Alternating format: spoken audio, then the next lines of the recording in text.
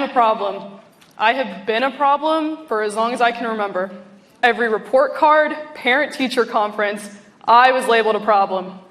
In kindergarten, I was way too bossy. I was given the superlative for most likely to be principal. In first grade, I was too talkative. I wasn't able to make the 100th day salad full of candy on the 100th day of school simply because I talked too much.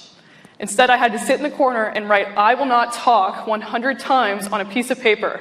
And I did it with a smile on my face because I was a problem, but I didn't care. It was only in 5th grade that I realized I was a problem, but my teacher used me as a solution. I talked too much. She put me in between the 2 quietest kids in class in hopes to get them out of their shell. Instead of writing, "Leah is a problem in my class," she wrote, "Has great leadership skills, just needs to know when to use them." When I was in middle school, I joined my first travel soccer team and the idea of captains were introduced. And I, during my middle school years, was never chosen as one. My coach would always say, just because you aren't chosen as a captain doesn't mean you can't use your voice and still be a leader. And I remember thinking to myself, well, I know I'm bossy, and I know I talk way too much, so why not me? I was mad that I never got chosen, and I was a problem. Entering my high school years, I had a light bulb moment. I had spent so much time being upset and angry over the fact that I was never chosen as a captain, I wanted to be a solution. So I led by example, guided my teammates, and ultimately found the voice that I had but didn't know how to use. I had spent all 4 years of my high school experience being captain of my club team, and I was on top of the world.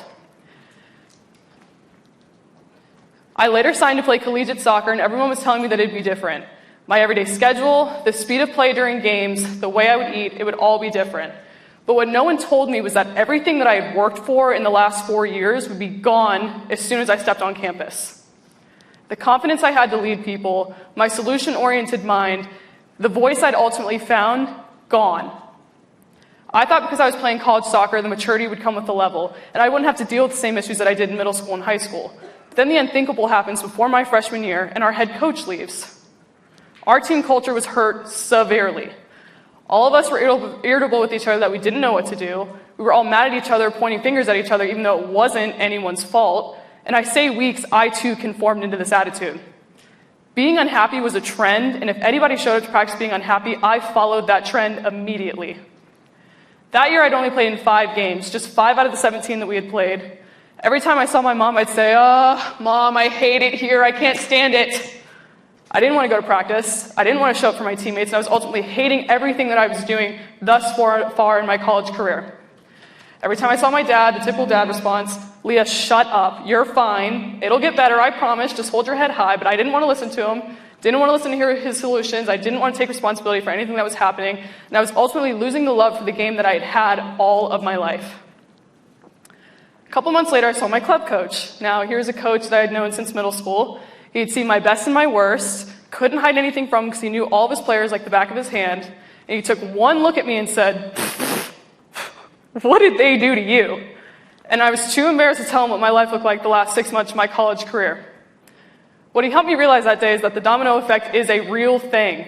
And if you have a voice, even in the slightest, on a team, you cannot have a bad attitude and be the first person to push that domino to have the rest follow. I needed to revamp the way I carried myself on and off the field, not only as a teammate, but as a leader. I needed to change my mindset from, "It's you, yep, you right there, you are the problem," to,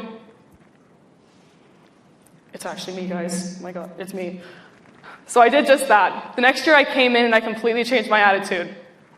I wanted to show up to practice, I wanted to be there for my teammates, and I was ultimately changing everything that I was doing. I had developed a my bad mentality. If I made a mistake, it was my bad. If my teammate made a mistake, well, that was also my bad, because what do I need to do better to make you better? Off the field, I was doing things like joining the Leadership Academy, the Student Athlete Advisory Committee. I became the busiest person on the planet trying to become a better person for my teammates. I wanted to be the leader that pushed the first domino of a good attitude and have the rest follow, and I wanted my teammates to do the same. Thankfully, a lot of them did do the same, and we collectively made our culture feel like a team again. A lot of us had to get uncomfortable and handle the adversity that was being thrown at us, but we didn't care.